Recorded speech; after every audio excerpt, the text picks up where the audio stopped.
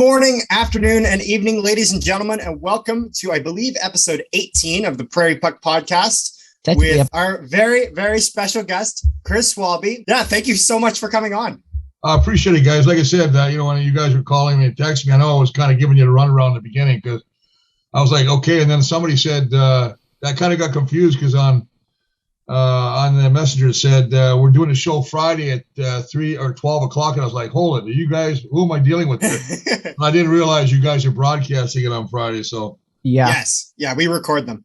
So it all worked out good, man. Good for you guys. Yeah, it's a pleasure to be here. It's a pleasure to have you, sir. Alrighty, so Ryan, take it away, please. Well, and we were talking about it earlier in the show but for I think the young folks that may not know exactly who Chris is a Hall of Fame CFL player with the Bombers and born and raised Winnipeg, Manitoba man. Yeah, North End, St. John's boy. Went to school in the States. Yeah, you know what? I played a lot of hockey. It's funny when you talk about that because I really didn't play football till the end, but I was a hockey puck, and I think I shot a few pucks with your old man a few times there in Tony. So, and I can think some of those guys with the North Stars and in Sinclair Park out in that area. I had a great time. But, it's something to be, I think that I look back on the years now, and I think that, the fact that I got to play here 16 years was pretty cool. So how did you end up deciding that football was going to be the path over everything you guys did? I know you guys all played hockey, baseball, you did it all. So what carved your path into football? What made you go that way? Well, it's funny because I did play baseball, but then somebody stole my glove. And so that was the end of my baseball career. It was probably a good sign anyway. All right. And then I was playing hockey, and then obviously I had that, I went all the way to junior A, played for the now defunct Kildona North Stars. Yep. And, we had I think it was an altercation with the Dauphin Kings up in Dauphin, and they came back here. We had a couple goalies that played professional, and Carl Friesen and Warren Skradansky. Like Carl Friesen was our goalie. He played for the German national team for years. Warren Skradansky played in the NHL with Calgary and somebody else. So we had a pretty loaded team, goalies and forwards. And anyway, we got into a bit of a disagreement, if you would. And another fellow, one of the guys that I played with, Jimmy Flett, who's probably pound for pound the toughest guy I ever seen. We end up having a little issue with a couple of the players from Dauphin, and unfortunately, they ended up going to the hospital. And unfortunately, Jimmy and I got arrested at hockey game in our whole gear. Well, it was pretty crazy when we were sitting in a jail cell with everything except our skates. That wasn't pretty, but so to answer your question, shorter version of it is, they basically, I went to court, got charged with assault, and my hockey career, they said it was over. I was banned from playing. So I figured I got to find somewhere else to put my energy in. I decided at that time that I was going to maybe pursue football. But I don't know, because when I first started playing football, I was pretty effing bad. I wasn't a very good football player. So, I'm surprised that I actually started to develop and get big, I think, because I was just a skinny rake in grade 12. I was only like 6'7", 180 pounds. Wow. It wasn't pretty, man. Plus, I didn't have any teeth. I had lost a tooth in hockey, and my parents couldn't afford to give me a tooth, so I walked around with a big hole in my mouth, so I was very attractive. So, needless to say, I was a ladies' man back then.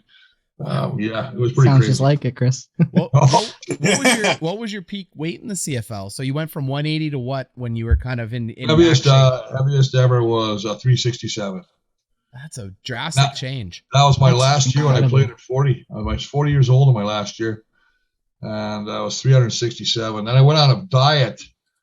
I went in a CFL challenge with one of the major diet companies, and there's a guy who beat me actually by 9 pounds. His name was Jerry DeTilio, was a quarterback from Montreal Alouettes. This guy wasn't even big. I don't know how much he lost, but I think he lost 90. I ended up losing 80 pounds. I went down to 280 something pounds. And I had people coming up to me going, man, I'm sorry, man. How you doing? You okay? They thought I had the big C or something. They thought I was sick. And everybody just said, man, you don't look good. So, I basically just cracked a few more cold ones and decided I'll stay at the weight. I'm about 310, 315 right now. Probably going to be that way until I'm on the ground. So that ain't a bad thing. No, for sure. That's definitely there. And then how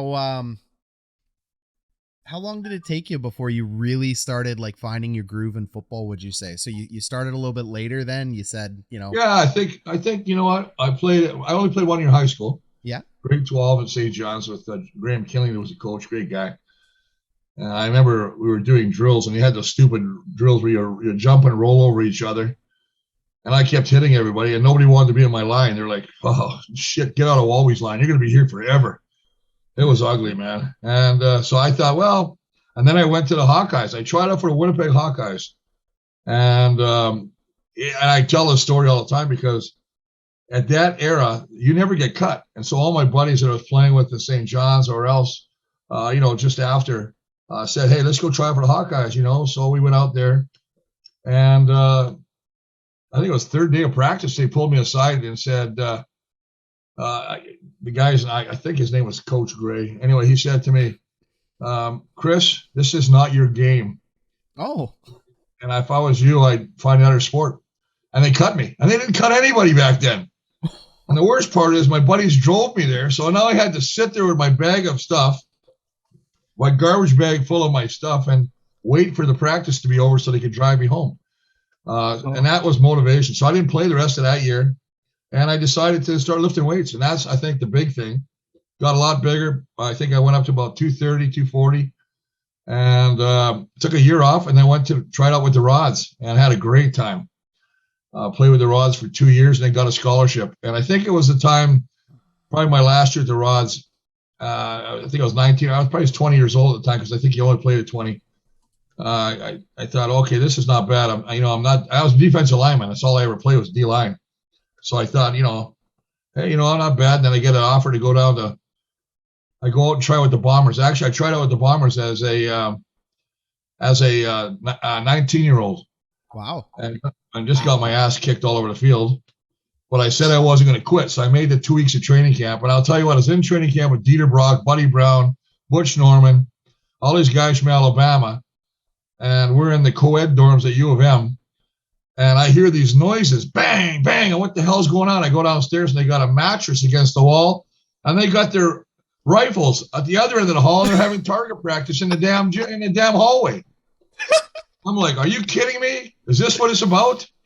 Oh my God, that is incredible. I wish I could tell you some of the stuff they did with, because now it's so politically incorrect for, rookie night and stuff like that. But we had some crazy times. So I said, I'm going to stick it out for 2 weeks.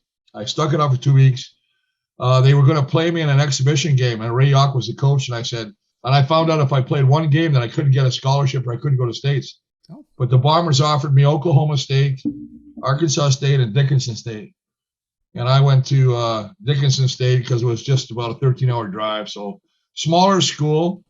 I think it was a better thing for me. I ended up getting a teaching degree. It basically gave me a second chance to play the game I loved at that time. And, the first day I went down there, I knew I was in love with this place because I was in the shower butt naked. Well, of course you're naked in the shower, right? I would hope so. Some little guy, this little chubby guy, his name was Skinny Myers, which was an oxymoron, right? When you think about this little fat guy looking at me. And I'm like, hey, this is pretty cool. I'm in the shower and there's a guy staring at me. So I go, hey, what's up? He goes, are you the new guy? I go, yeah. Okay, we're downstairs. We'll pick you up in about 20 minutes. So I go down. We're staying in a dorm. I go down. They get me in a truck and they take me to this place called Green River. And it's a keg party. It's the first keg party I've ever been to. Mm-hmm. And I walk in and the guy, we're at the gate and the guy goes, that'll be $2. I go, $2? Hey, that's not bad. $2 a beer. He goes, no, $2 for a glass. You can fill it up as many times as you want. But if you lose your glass, it's another $2. I was like, oh, I went to heaven, man. This is like, oh, man. Oh, yeah. So, yeah, it was good, man, because that was my first night there. That was my introduction to the team. And, I just loved it. I loved the school. I almost got kicked out that first night, too, because I got in a fight like an idiot. Did you win? First night there, some guy that drove me, the aforementioned Skinny Myers, these guys were bullying him. Oh. And so I borrowed a farmer's glove, one of those leather gloves. And I'm not proud of this. I just sucker punched the guy. And, he went down pretty hard. And all of a sudden, some cops were coming, and I thought, well, this is great. I'm on a conditional release to go to the States. So I'm hiding under a combine in the next farmer's field.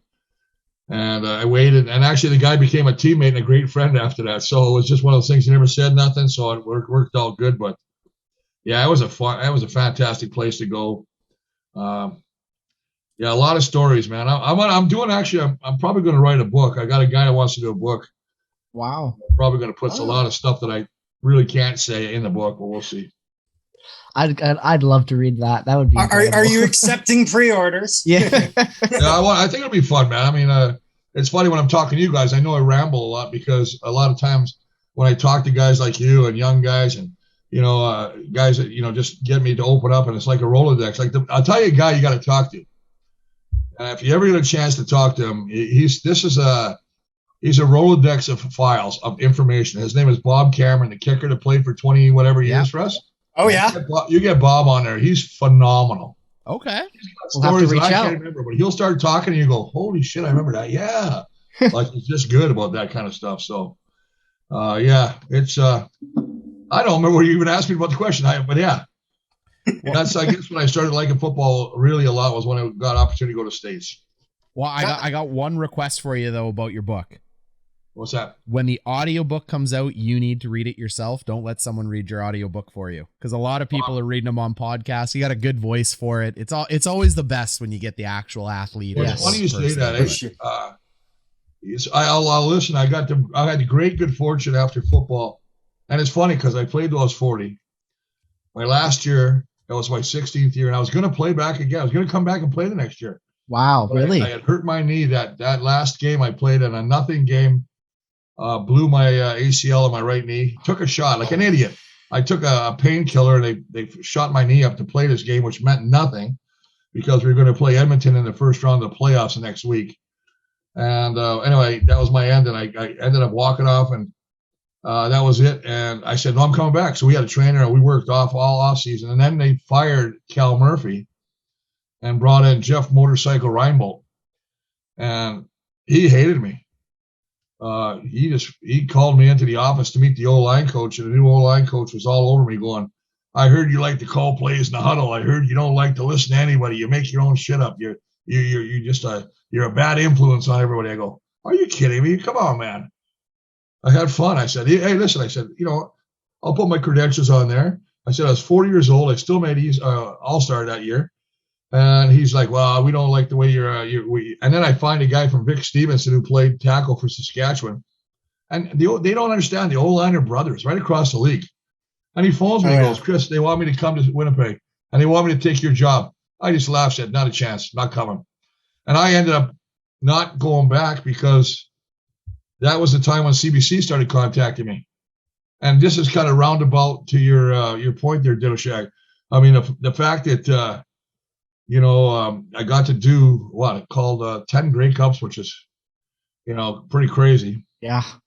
And I know a lot of guys do games now, and the TSN owns the rights, but that was back when CBC owned that part of it too.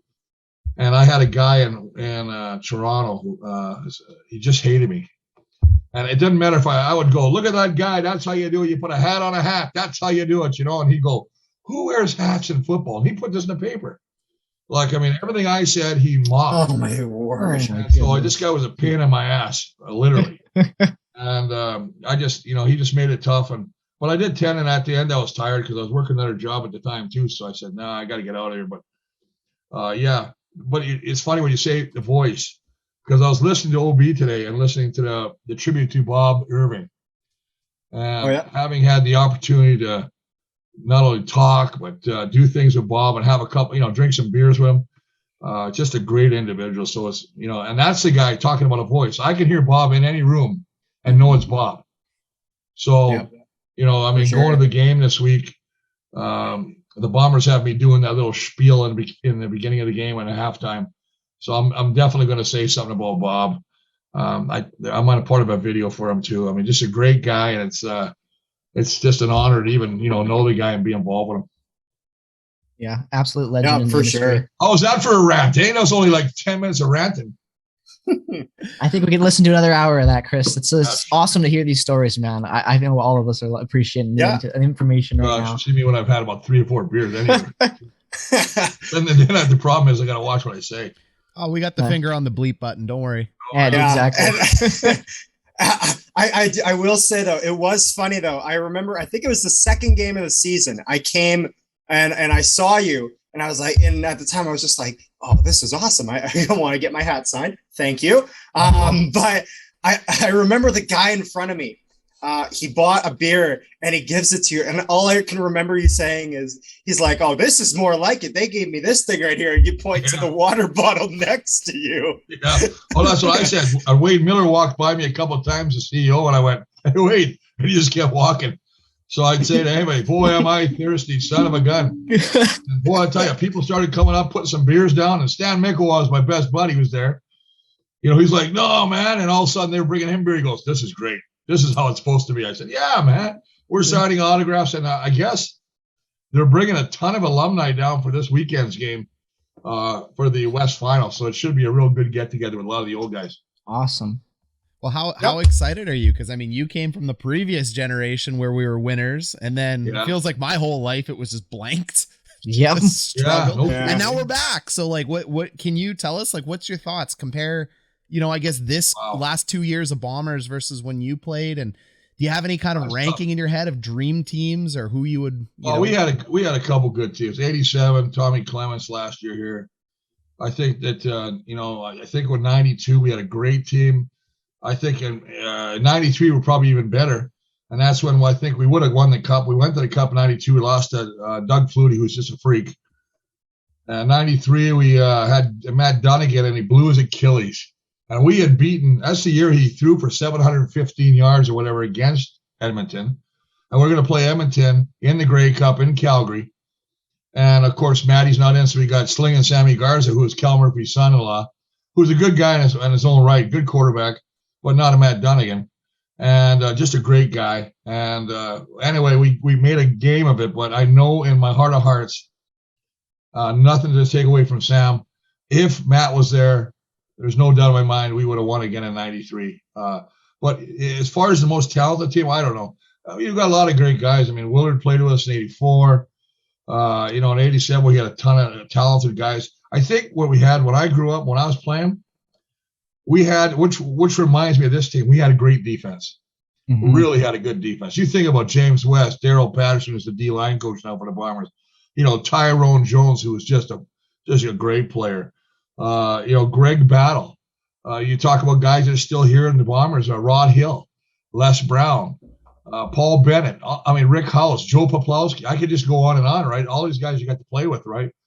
So then when you look at the guys they have now, and this is about as talented a team. Listen, seriously, there's no weakness on this team now that they picked up Sergio Castillo, right? Because that was my weakness. Was I thought, they're going to have an issue because they had missing all the field goals. But having said that, I think he's done well. He's 7-9 now or something like that. And I believe so. Janarian Grant probably back. I saw Andrew Harris was at practice today. It looks like he might play now. Oh, really? Awesome. Today, but will he play? Will he play? Be a good one. There you go, 33. Just put a 6 in front of it. I like you. Yeah, I just think that if he can play, but I got to tell you guys, you look at the receivers. You got Nick Dembski, Kenny Lawler, Rasheed Bailey, Darwin Adams, and of course they got a guy that's going to win the most outstanding player, Zach Collaros, and the two I'll give you for sure is him and Stanley Bryant will win the offensive line again. He is that good. He's just a stud, man. He doesn't miss games. He's just a stud. He's going to go down as one of the greatest, if not all the best, the greatest. But they got such a good team. I mean, I look at them right now.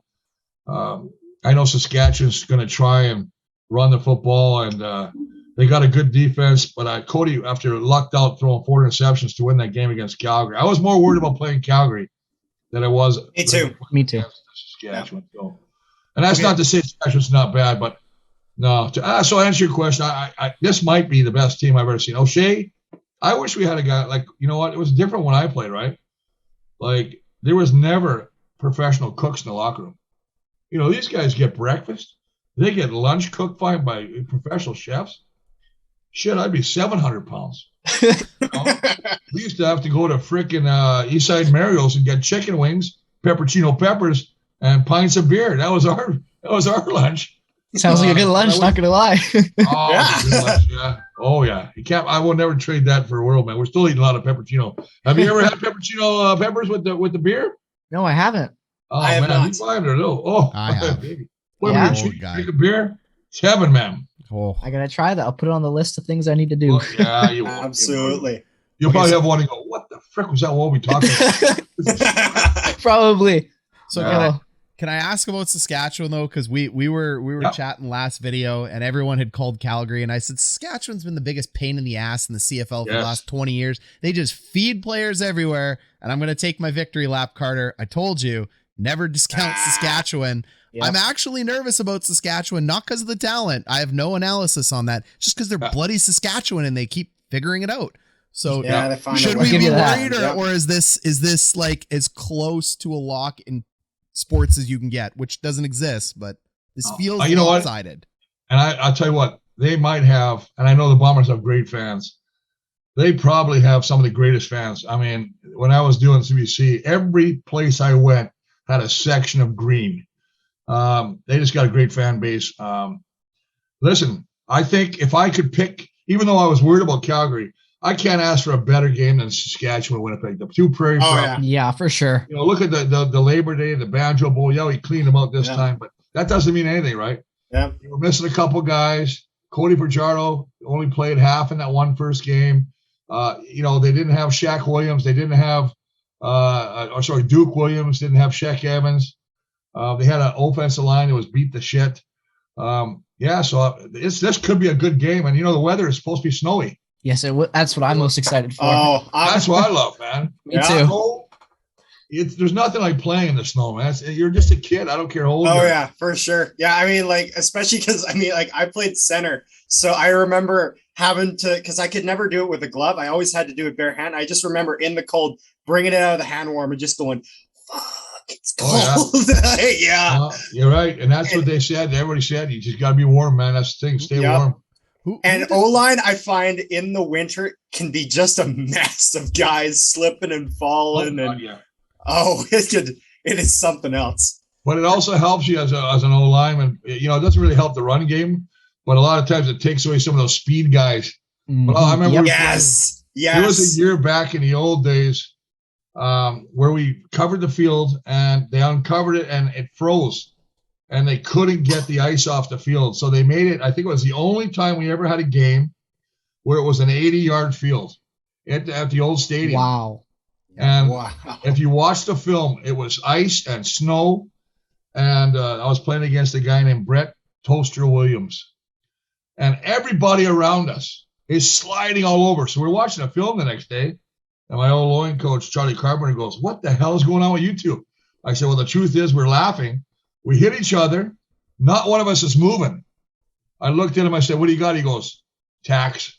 He says, what do you got? I go, staples. We both had shit in our shoes. We're the only ones in the bottom of our shoes that weren't slipping in the ice. Everybody else is figure skating except for us two in the middle of the field.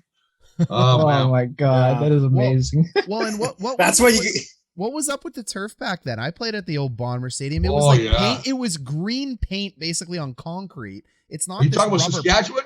Everywhere I played on turf, Saskatchewan was horrible. It was horrible. But nowadays they got that beautiful rubber pellets, and that stuff's magic. Oh, it's nice. When they had, they used to have grass, and the grass was phenomenal. Yeah. And they had I don't know what the guy's name, little Portuguese guy was in charge of it, and it didn't matter who you were, how big you were. If you walked in that field, he'd chase you to rake. Get off the field. They just took care of the field.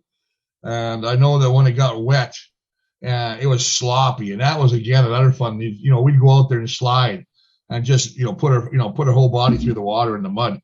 But the field's not. I mean, they got a nice field right now. I mean, the Bombers have a beautiful field. Saskatchewan was the worst though. Their old field Taylor Field was just crap, and it's funny because you took the words out of my mouth. It was indoor outdoor carpet. And they had a bunch of holes, and they had spray painted the holes green with green paint. Yeah.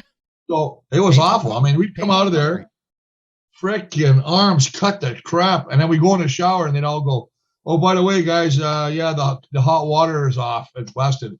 So here we are taking cold showers, and then Cal, and then all his generosity, we'd get the leftover hamburgers for the ride home on the bus.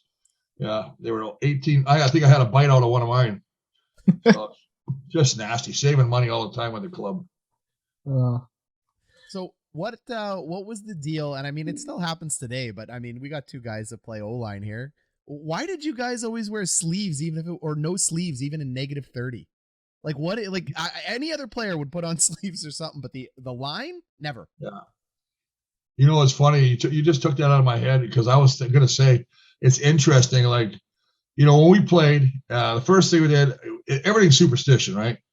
Like I'd go to every game before the game on the road or at home, and I get 2 big ice buckets, and we fill them with ice, and we'd stand. A couple guys would stand right in that ice bucket for 20 minutes. And then we come out, your legs were just blue. And then your feet would come back with circulation. And then you get ankles taped. Well, you felt fresh, just like a kid, right? And then we go and you have the superstition was only certain guys could touch my shoulder pads to help me put them on. Whether it was Len Amy, who just passed away, God bless you, Len, or Brad Foddy. And then, of course, the grease comes on. So we put the grease and rub it right in. Then we take the silicone spray and spray it on. And then we pour water all over it. And then we get Vaseline on our arms. And it's funny because we'll go out and the guys will go, hey, 63's got freaking grease jersey. And the ref comes over and goes, Walby? I go, no, feel it. He goes, what do you got? I says, hey, look at me. I'm fat. I sweat. That's just sweat. Leave me alone.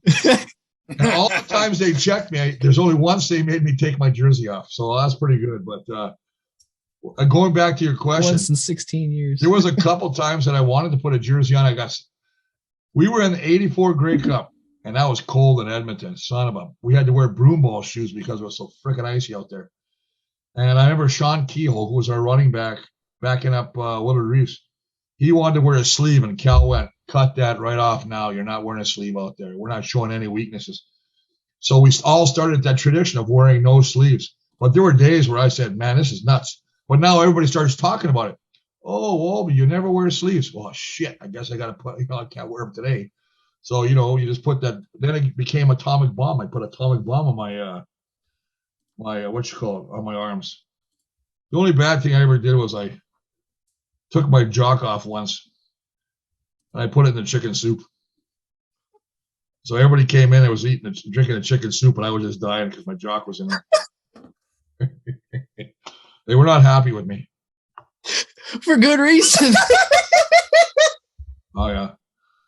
Well, that's like the kicker in BC. The kicker in BC way back when, rookie show, he gives the guys all these donuts, and they're all eating the donuts. He's going, great job, hey, that's a good rookie, feeding the old vets. And then he comes back and goes, oh, I passed these pictures out. And he had shoved his penis through every one of the donuts and took a picture.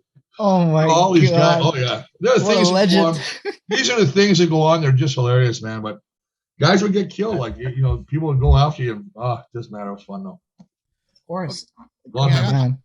You may not know, so I got to ask a question about a kicker because I've wondered this for kicking seems atrocious in the CFL and the NFL this year for some weird reason. Everyone's missing.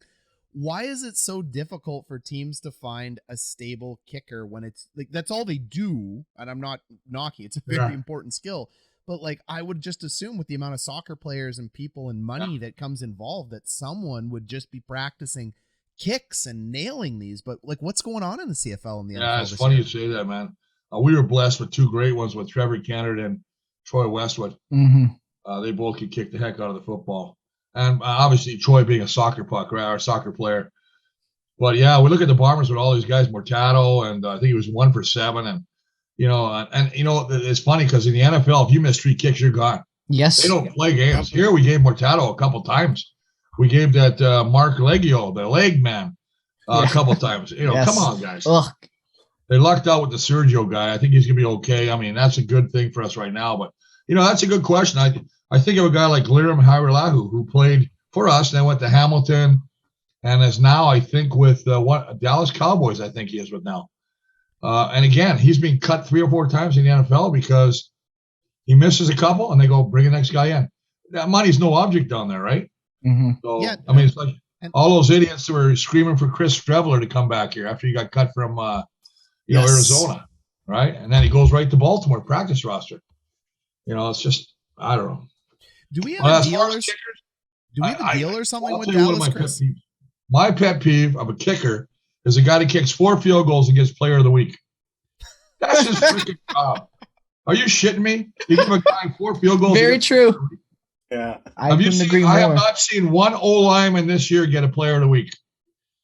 Doesn't surprise me. They always go with the flashy players. Anything that's flashy and highlight reel. I think that Johnny Augustine or, all these other great guys that are running the ball back there for the Bombers, whether it's Brady Oliveira or Andrew Harris. Yeah, or look at Zach. Zach, who's got a concussion history.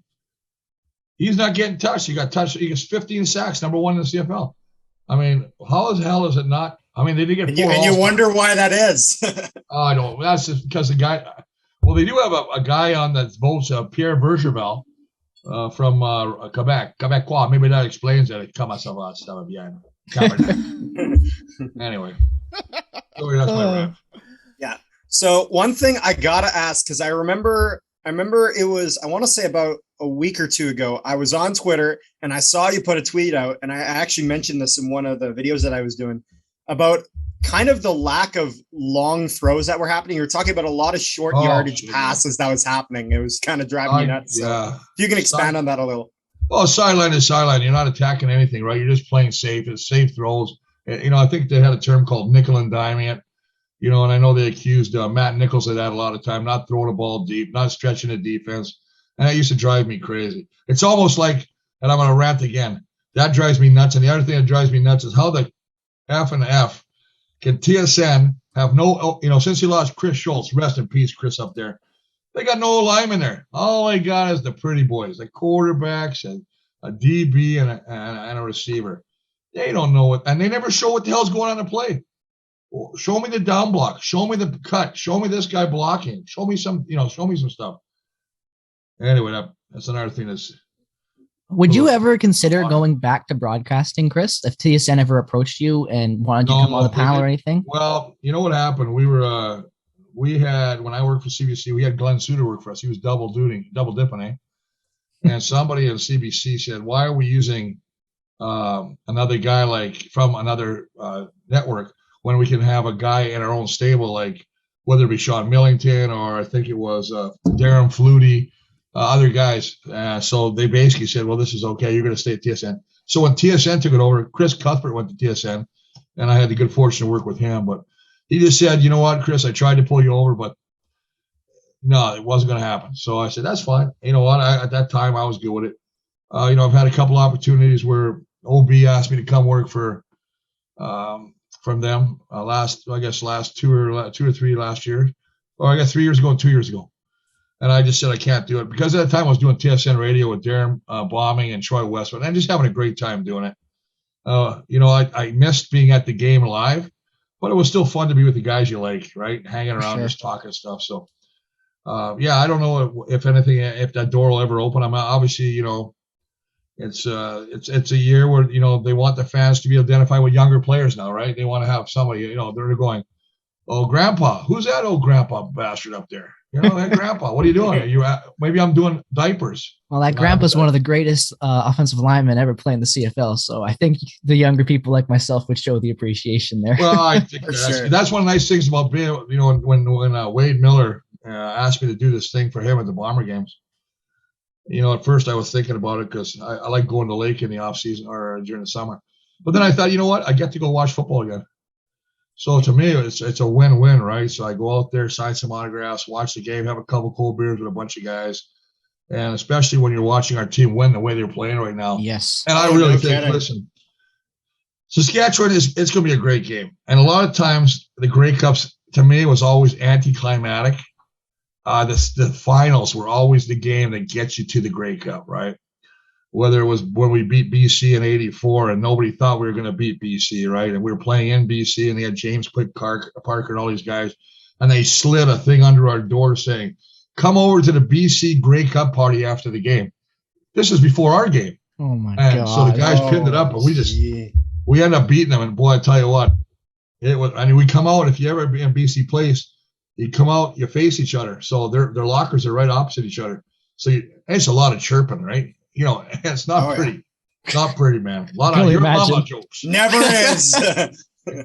Oh, that sounds like the best of times. But yeah, I would love to see you get an offer with TSN or whatever. So hopefully, maybe one day in the future. Well, maybe you never know. You've got that great insight in the stories, and I really like doing that this stuff, side guys, of it. too. Like it's great to be on with you guys, and you know, I always have fun when you know, guys say, "Hey, you want to come on a podcast or come on a show?" I said, "Sure, why not?" So to me, it's fun for me, and I see you guys are really, you know, having fun with it too, and that's what it's all about, man. We appreciate you coming on. Thank you. So then if they brought you in and someone gave you the power of the pen or power of Zeus, whatever we want to call it, what has been going on, do you think, with the CFL? Like, I've been watching the ratings decline, and I know they had a, you know, chitty chatty with the XFL there. Why do you think fan interest from either a TV perspective or just league interest has been, you know, slowly going down with, I guess, the younger generation? Yeah. Well, I saw a couple things. Like, you're right. I mean, there's major markets we have to fix, right? Montreal, I think, has started to turn the corner, maybe. Toronto is really got some issues in BC, right? But BC's got a new owner who really he's from there now. David really sold it to him. So I think they're really trying to build something there. Toronto's a team that scares me because Maple Leaf Sports owns them. And Toronto, if you've ever been in Toronto, the mentality there is NFL because they've got the Raptors and they got the Maple Leafs. You know, and the Jays and the Blue Jays, exactly, and the basketball, well, all that stuff. So they want to get an NFL team, and I know that Maple Leaf Sports would love to have an NFL team, which would kill the CFL. It basically would kill the CFL, right? So I'm hoping that, you know, smarter heads prevail, and then of course you got the guy in Edmonton who says that to your point exactly, he was going, we need to get a younger demographic, and we have to address all the different cultures.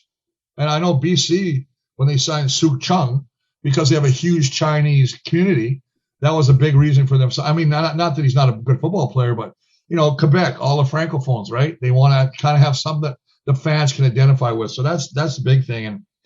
And back then, another thing is when players played, you didn't see the movement of players like we do now. You know, the money wasn't that much better on the other side of the fence. So a lot of guys stayed put. Where nowadays, as soon as you're a free agent, man, it's whoever's got the bigger wallet, you're going to go. Yes. So there's always guys changing teams, and the fans have a harder time identifying with so-and-so player because, you know, he was with Edmonton, now he's with Winnipeg, now he's with Toronto. You know, who the hell is he now? So I don't know. Yep. I wonder if also, I mean, this is something that you've been seeing more in like modern years about some of the things coming out about concussions and some things. There's definitely, I've felt there's some people I know who, for example, in high school, they wanted to play football, but they weren't allowed because they'd been said all this and that about concussions. So that's why I'm really happy that I remember, I think it was Adam Bighill posted on Instagram or whatever about the Q collar that he wears during the games for concussions. He's got one, and James Wilder from Edmonton has one. You know, that's the biggest thing, right? CTE, the concussion syndrome, you know, and the helmets are a lot better than they were back then. Yes. No kidding. The helmets we had, you know, I'll leave it with this one here. I'll tell you a story. I was playing in Hamilton, and our helmets were they had the little air pockets, like little ribs of air pockets in the side. And Len Amy was the trainer at the time, the equipment guy. And I said, Lenny, my helmet's, it sounds like it's leaking. And he pumps up, and I can hear the air coming out the other side. It's not even staying in the helmet. So I go back in the huddle because you can't take a play off back then. So I go in the huddle, and I come around, and I hit a linebacker, and I hit this big Samoan named Tuane Alapati. And it's the first time I literally saw stars. I literally didn't know where I was. And the next thing I remember, I was standing in their huddle. And our huddle was on the other side, and I was in their huddle, defensive line huddle, and Mark Campbell kicks me in the ass. He goes, "Hey, fat shit, you're in the wrong huddle. Your huddle's over there." I was lined up in their huddle. Oh, my goodness. Oh, my goodness. Yeah. So I came back, and Cal Murphy goes, "Are you okay?" I go, "I don't know." Well, all they did back then is give you smelling salts, right? Smelling salts, get back in. That's how it was. Incredible. It was a tough game, and still a tough game, but I think they really, really take safety very seriously now. You see the way they practice now, no equipment anymore. You can only hit once a week if you even do that anymore. It's just crazy. I mean, safety is a big thing. I love it, but yep. I always wondered how would it affect players in the beginning, because I mean, especially for an old D lineman, if I'm just shadow boxing and then a guy comes at me 100 miles an hour, how do I improve my technique? But yep, well, that's what I wanted to ask. I'll have to be answered by people much smarter than me.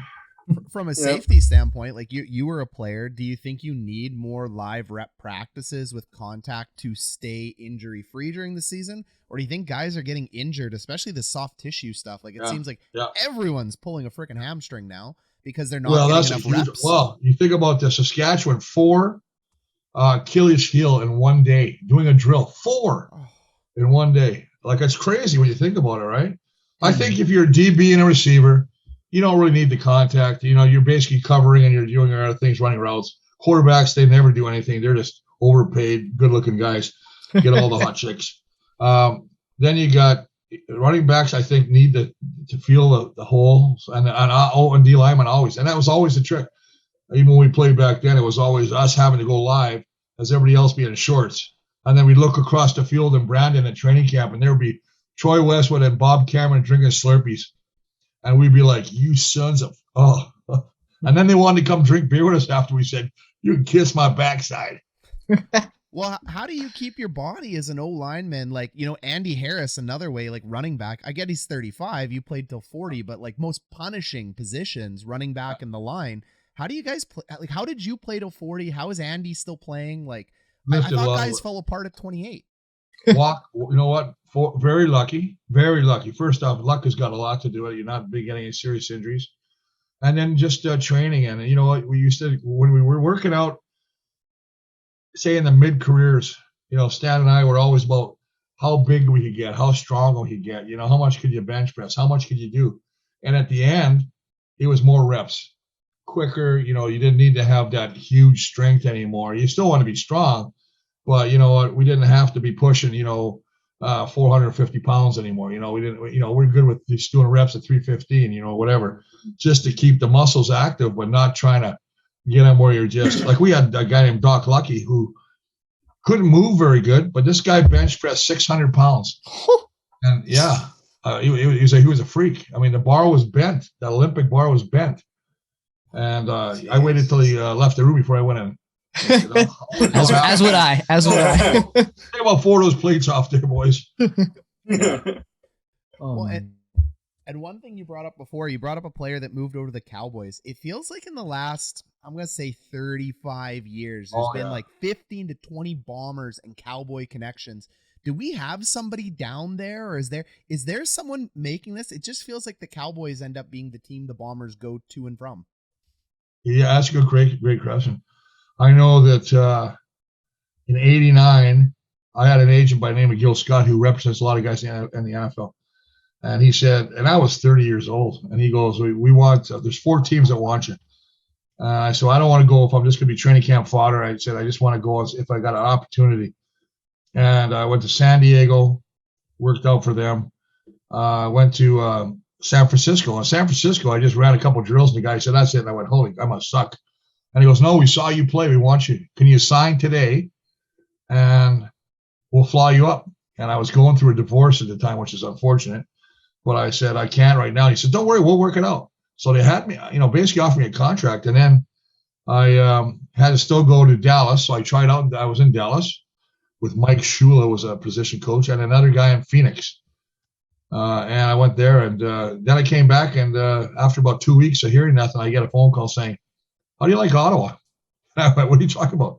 Well, I guess somebody pulled a favor. They pulled it out. Maybe they wanted to go with the younger guy. I don't know. But anyway, the deal fell through, so I ended up playing the rest of my career back in Winnipeg. But, yeah, it's different down there. It was fun. It would have been fun. I always wondered what would have happened if I had played. But, it's ifs and buts, right, guys? You can never worry about what might have happened. For sure. You just take advantage of what happened and make the best of it. So. Yep. And speaking about what happened, I just find this a little bit interesting because obviously you're talking about some of when you were finally starting to get your groove and doing stuff with the Bombers. However, I believe you were drafted by the Alouettes, correct? Yeah. First. So if you could just kind of almost walk through how how you started out there and how you ended up with the Bombers. Well, it's weird because I was in Dickinson still, and I just finished my junior year and was made the All-American as a D lineman, and they had a bunch of NFL teams come work me out at the gym, and I didn't hear anything, and I thought, okay, this is obviously. So I phoned. I talked to my coach down there, Hank Bijou, who was my coach, and I head coach at Dickinson. And I said, "What do you think I should?" He said, "If I were you," he had a draw. I go, "If I were you, I'd go and play in the CFL for a while." I said, "Okay, good." So I signed it. I'm sitting at home and I get a phone call down there, and it's I can't remember the guy's name. Geary, Bob Geary is a GM. He goes, "Chris, we just took you at the 4th overall pick. You're gonna like Montreal, blah blah blah." So he sent me a contract. I didn't know what I should do. I signed the contract, put it in the mailbox without a word of a lie. The next day, I get a phone call from San Francisco saying they're going to bring me out as a free agent. And I go, "I just signed a contract." So I came to Montreal, and that actually was fun in Montreal because D-line, I was still a D lineman, and it was Junior Ayu, Glenn Fuzzy Weir, Dougie Scott, a lot of guys I still remember. But Junior Ayu was a big Samoan who would do a fire dance before the game, and it literally scared the shit out of me.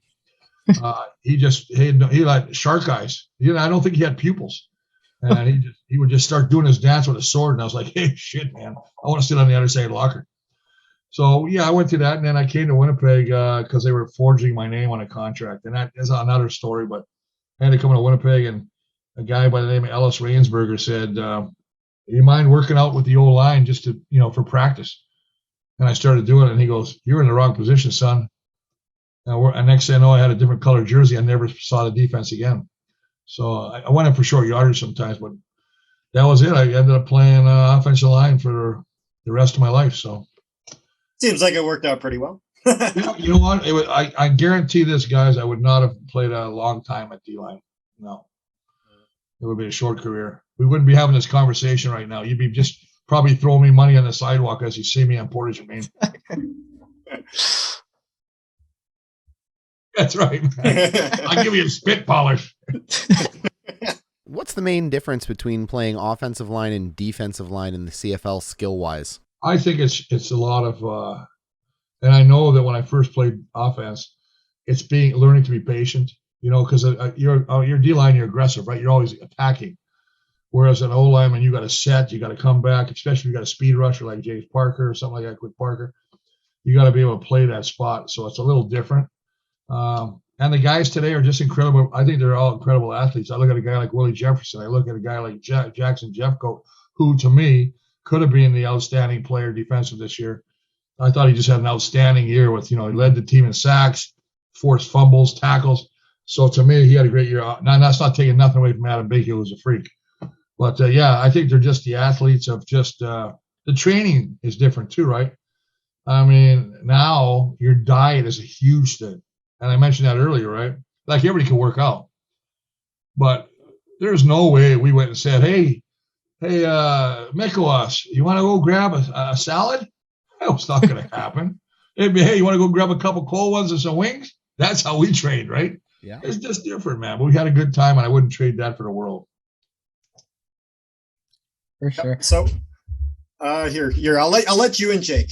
All right. I was gonna say I will ask you a question. I've been dying to know. You, Winnipeg, born and raised. You spent your time 16 years with the Winnipeg Blue Bombers. What does it mean to you to see some of these amazing players currently on the Bombers that are Winnipeggers? Guys like Oliveira. You got obviously Harris in there as well. Dembski as well. Yes, a big name in Dembski. Is it, for me, when I see that, that's one of the things I love about the CFLs. When you have local talent signing with the local team they grew up watching, and it's what makes it, I feel like, a little bit more connected with the fans and everything like that compared to the NFL. And it's one of my favorite elements. So what are your thoughts on that and how it is? I think it all starts from the top, guys. I got to give credit to a couple of people, and that's Kyle Walters has just done a phenomenal job of bringing guys in and retaining guys, and especially local guys like you mentioned, Harris, Oliveira, and Nick Dembski, who's having he's probably going to be the X factor. He's had great games against Saskatchewan. Incredible. And this is a guy that started his career in Saskatchewan but wanted to come to Winnipeg. They just created a culture. So you got O'Shea, who just treats players the way, just fantastic. And then you got Wade Miller. They wanted to build something. They build something right now. And I won't be surprised at all if they go back to back, because I think they just have that veteran status, and everybody now wants to play in Winnipeg because they know what they've created here, what the locker room is like, the way they treat their players. It's just first class, and for me, I mean, I think that's just what it is, man. I think the fact that they bring in a lot of local guys and they want to stay here. Eventually it changes, because what happens is if you win a lot, like the Bombers are doing, there's only so much pie to spread around, right? And I'm talking about dollars. Who do you sign? Who do you give the money to? And a lot of times it's the quarterback.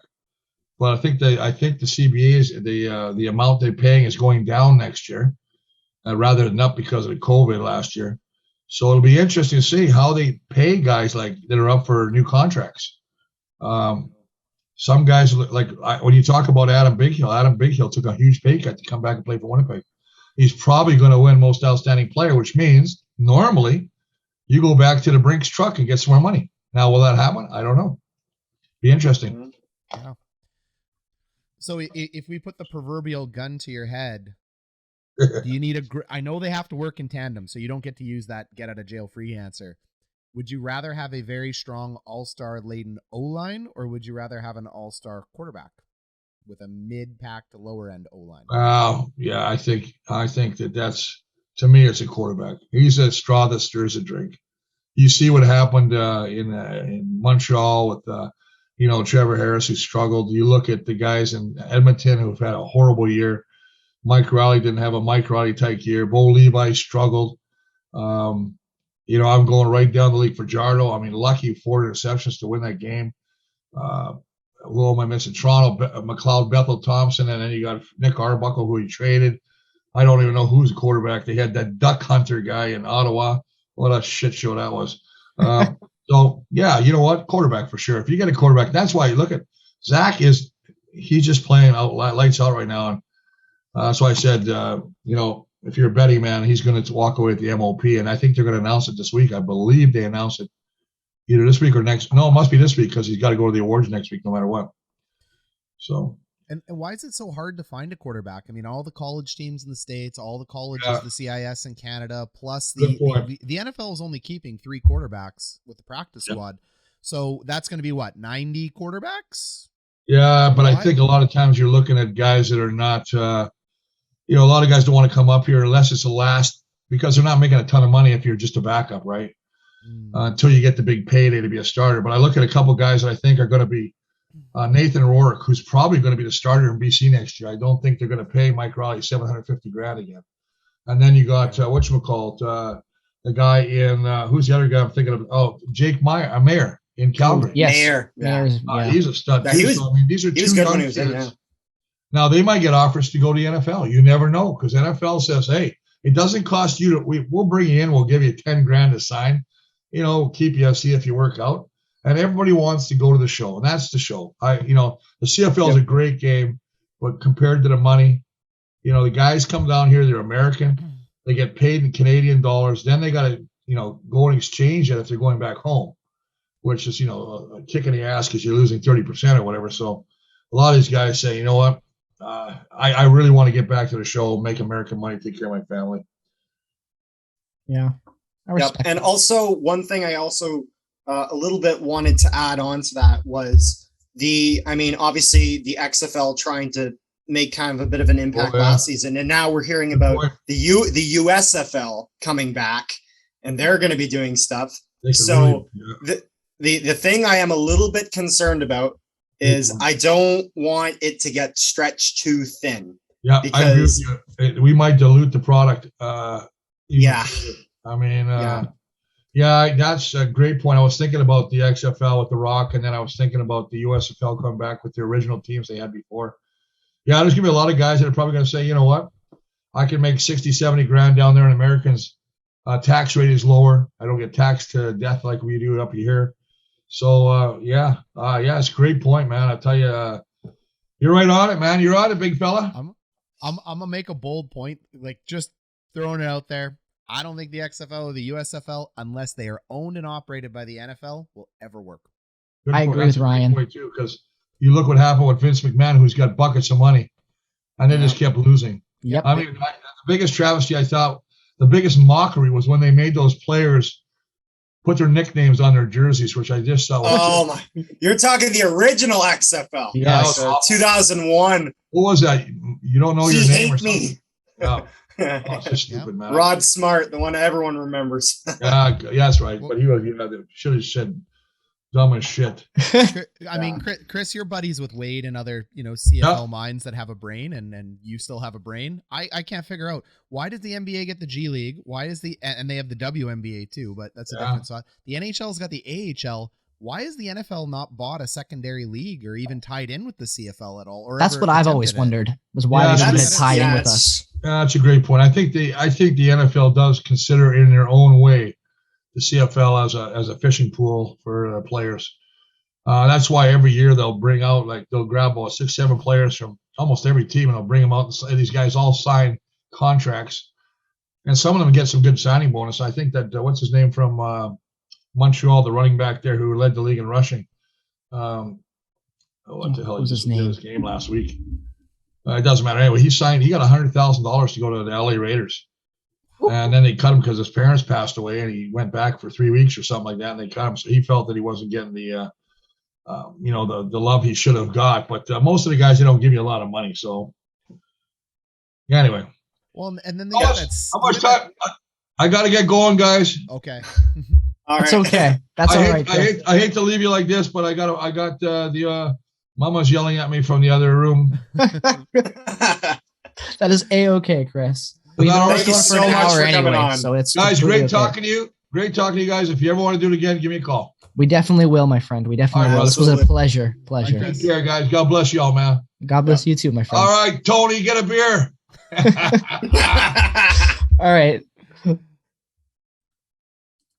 That's awesome. Well, ladies and gentlemen, thank you so much for checking out this episode. Unexpected stop, but that's okay. It was a fantastic conversation. I know all three of us definitely enjoyed that one. Make sure to drop a like on the Nolan Hockey Podcast. Make sure to check out. And I just want to point out, make sure you check out Bonfire Sports, where you'll see Chris with some of his podcast stuff that he does, CFL content. So make sure you check that out. So I'll make sure it's in the description below. Sounds like a plan. All right, guys. Thank you so much for watching this episode. Ryan, you got anything to say before they send it off? This was amazing. I really was. I'm a little bit in shock. This was good. I want to listen to him go all night. I want to crack a beer, like he said, and just listen to him talk. That was insane.